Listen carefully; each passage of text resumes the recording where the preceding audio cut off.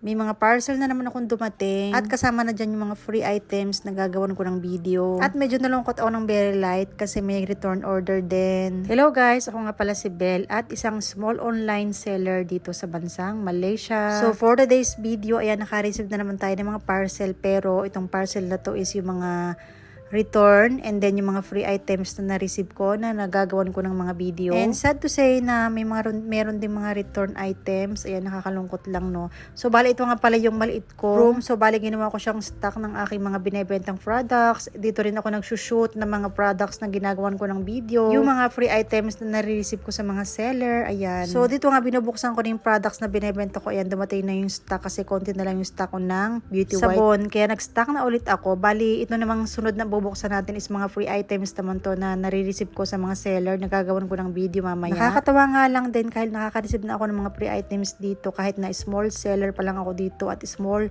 affiliate marketer dito sa Malaysia. So ngayon naka-receive ako ng perfume. Ayan, mamaya ko siya gagawa ng video kasi hindi ko pa siya na-try. At ito ang nakakalungkot kasi binubuksan ko na ulit yung mga items na kinancel ng buyer. Hindi ko alam kung sinasadya niya ba ito or ano, kasi tatlong pa naman yung in-order niya. Tapos nag-refuse siya na hindi niya babayaran, ganun, di ba?